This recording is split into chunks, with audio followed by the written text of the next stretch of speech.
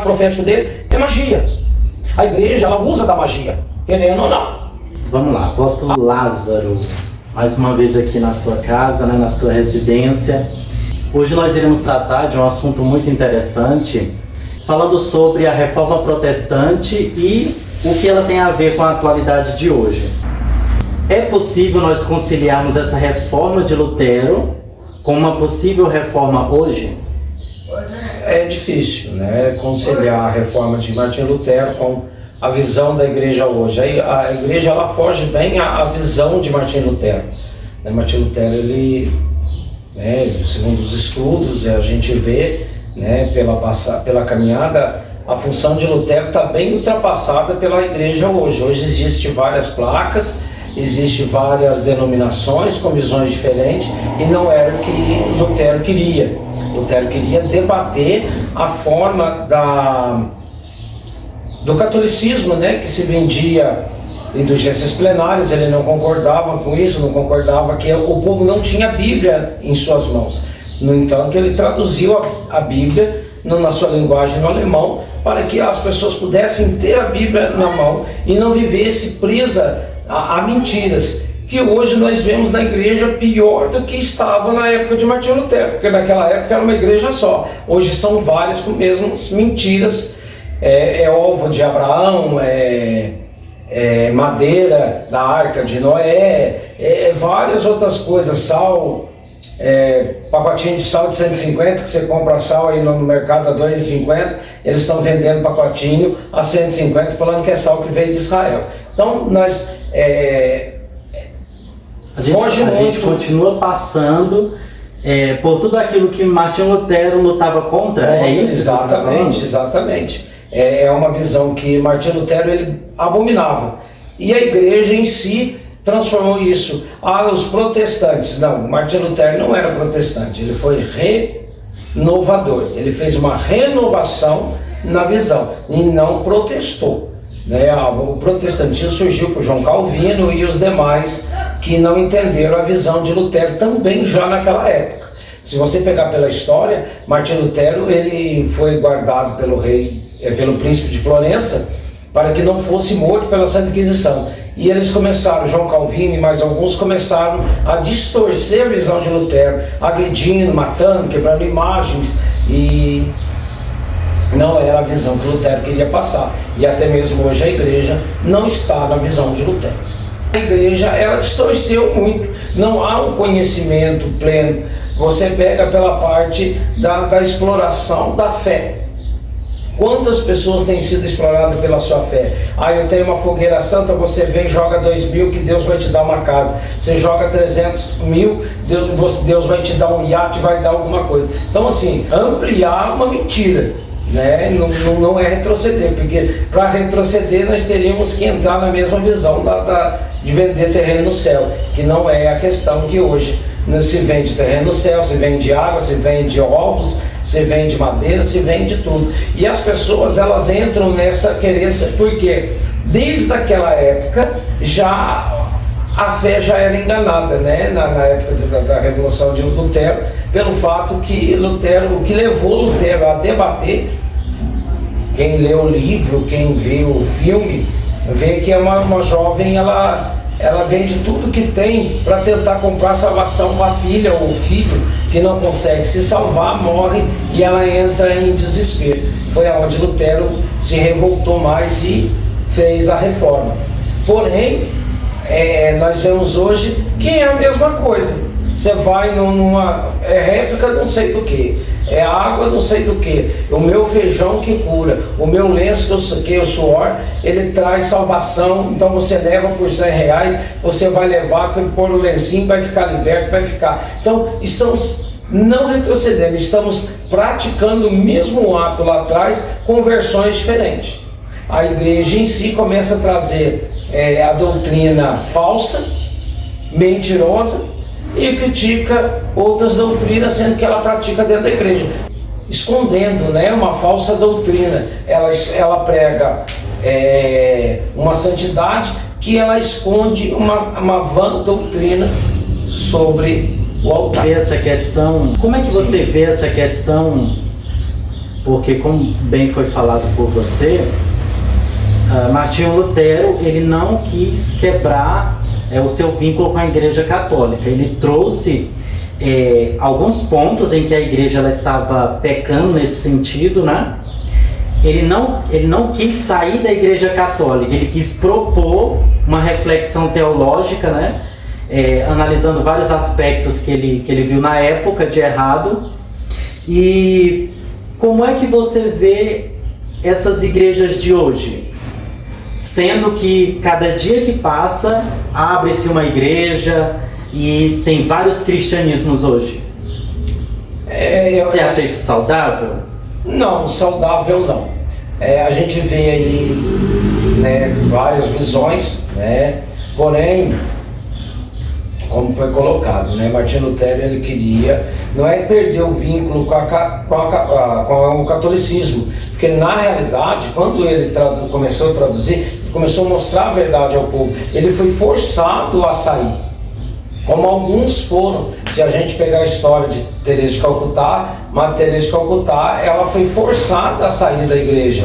Depois, lá em 1985 ou 84, o Papa João Paulo a reconheceu a congregação de Calcutá, trazendo de volta porque viu que começou a perder fiéis. A mesma coisa as igrejas de hoje.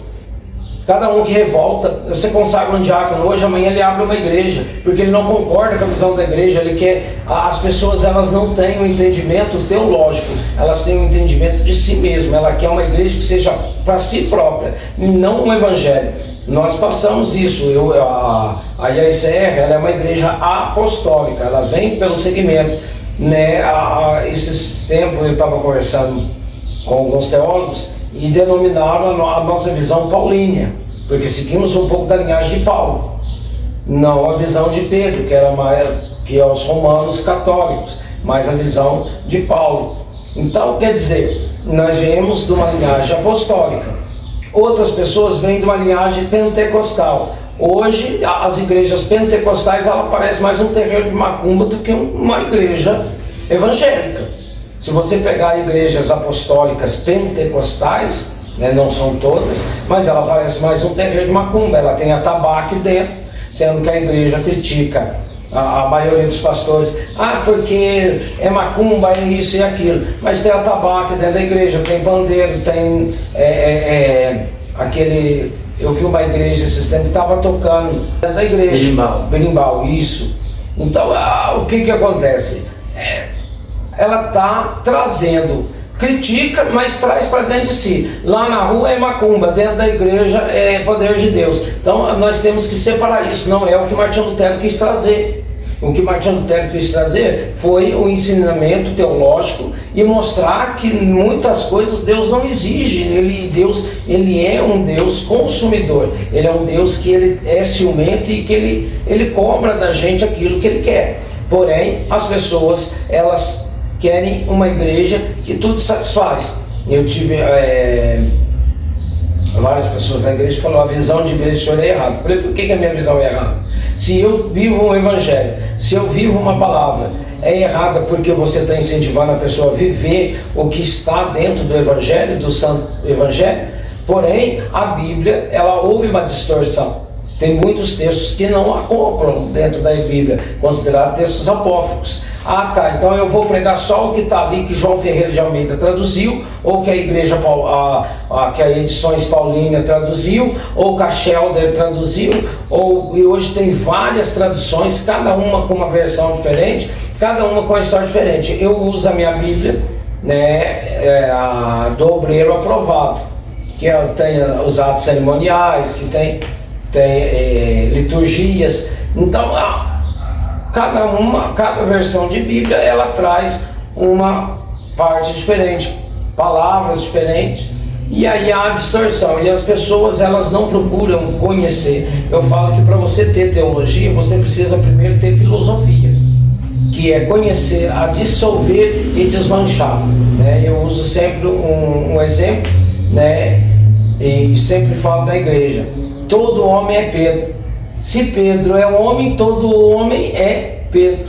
A diferença é que hoje existem várias placas e que transformaram, deixar do homem ser Pedro para Pedro ser homem, e ele simplesmente transformou em várias histórias. Existe igreja pentecostal, são mais de 4.600 nomes de igrejas registradas, fora aquelas que não são registradas, que usam cartas de funcionamento de convenção, e convenção também hoje passou de 1.000. Então, assim, são coisas que não encaixam dentro da visão teológica de Lutero e também da igreja em si, porque a igreja, ela é una, santa, mas também pecadora. Se nós andarmos corretamente dentro dos ensinamentos bíblicos, nenhuma igreja hoje é correta. Tá, então nós temos um problema, porque como existem vários cristianismos, várias denominações religiosas, uma diferente da outra, e eu tenho conversado com o Senhor, né, a respeito sobre sua visão da IAICR, que é uma igreja ecumênica, e que ela tem essa proposta de englobar as demais igrejas, né, as demais denominações ou demais religiões, e trazer um ecumenismo religioso, pegando de cada religião os seus pontos fortes ou os seus pontos positivos e convergindo em um pensamento uno, certo? Sim. Mas como que a gente pode conciliar essas diferenças de cristianismos e diferenças de religiões? Como é que você conseguiu chegar nesse denominador comum, se cada uma é diferente uma da outra? Então, eu não tenho esse negócio, perdão, corrigir, cristianismos. É cristianismo, né? É um só. Cristianismo, seguidores de Cristo. Muitos são religiosos. Eles não são não são cristãos. Eles são religiosos. Eles vivem uma placa religiosa, vivem uma religião. Eles não vivem Cristo. Porque se nós formos viver Cristo, biblicamente, totalmente fora. Cada igreja com o seu secretismo diferente, como eu falei no começo, um que tem o banho de arruda, outro que tem o sal, outro que tem um lencinho, que tem a lenha do não sei do que, o pedaço da arca de Noé, o que eu acho um absurdo na época que eu era católico, o crânio de João Batista. Como é que você entende essa frase? A unidade na diversidade. Porque tentar unir as religiões é algo válido ou é algo desnecessário? Devemos buscar essa unidade nessa diversidade religiosa, ou cada um tem que ficar no seu canto para não ter briga? Na minha visão, eu acho que a unidade ela é importante. Infelizmente, a maioria dos sacerdotes, ministros evangélicos, eles têm essa diversidade. Eu tenho a minha visão e acabou. Só minha igreja salva, só minha igreja leva para morar no céu, só minha igreja é a certa. Então, assim, eu acho que a unidade da igreja ela é importante. Ela ser unitrina, né? Ter uma visão, caminhando uma visão só, biblicamente, que é que não vemos hoje. Né? Nós temos aí eu não gosto de citar o nome de igreja dos outros, mas eu vou citar, né? A apostólica pentecostal, como eu falei para você, que parece terreiro de macumba. Temos a Assembleia de Deus dos Milagres, que o pastor ele usa 4 vestimentas para poder realizar um culto, que não tem essa necessidade. Pôs 2 espadas de baixo, que diz que é a espada do anjo, aí coloca lá, parece mais uma mãe de santo do que um pastor, né? Eu vi uma reportagem que eles fizeram lá, é o Papa dos Evangelhos. Não tem nem cabimento uma versão dessa, né? Eu uso equipado, como eu expliquei aquela vez, não pela diversidade, mas porque nós vemos dentro de um conceito judaico, né? Nós vem na visão de Paulo, e nós usamos as vestes, né? A kippá, o anel e a cruz. Isso é a vestimenta do apóstolo da igreja. Já os demais irmãos, o clégima, porque o clégima é uma veste evangélica, ela foi criada própria para os evangélicos, que depois a Igreja Católica adaptou o clésima para a retirada da batina dos sacerdotes. Então eu acho assim que a diversidade e a unidade, ela tem que caminhar junto. As diversidades, com respeito, né? Com entendimento, né? Uma da outra, entendendo o lado do outro, respeitando o outro. Se eu não aceito o meu irmão, como é que eu vou pregar Jesus? Se eu não aceito como ele é, né? A própria Bíblia fala: amar o teu irmão como a ti mesmo. Então, se eu amo, isso não aparece só uma vez. Se você, quem leu a Bíblia já várias vezes, sabe que na Bíblia aparece 1278 vezes a palavra amor. Amar o teu irmão como a ti mesmo. Deus amou o mundo, Deus ama o pecador, Deus ama todo aquele que se entrega. Então, assim, a palavra correta para essa unidade, quebrando essa diversidade, é o amor e o respeito pelo próximo. Porque todas as religiões, elas propõem o amor, mas na hora de colocar em prática, não é posto. Ela não consegue, justamente pela fé do outro ser diferente da dela. Daí é que surgem as guerras, as mortes, as violências, a intolerância. E no Brasil a gente percebe muito quando se fala de religião de matriz africana.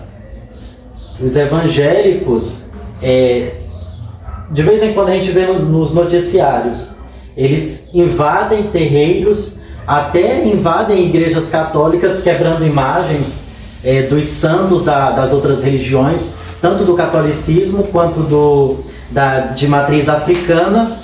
E qual a sua palavra para essas pessoas que têm esse tipo de intolerância? Professam o amor de Cristo, mas em vez de demonstrar esse amor, atacam outra religião diferente.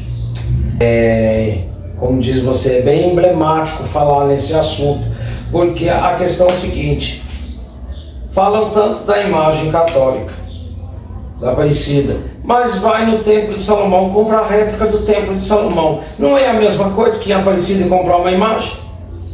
Falam da macumba, entra no terreiro de macumba, mas tem atabaque dentro da igreja tocando, tem brimbal tocando dentro da igreja. Então, quer dizer, desculpa a expressão que eu vou usar: o macaco enrola o rabo, senta em cima e fala do rabo do outro. É a expressão correta para o cidadão desse, né?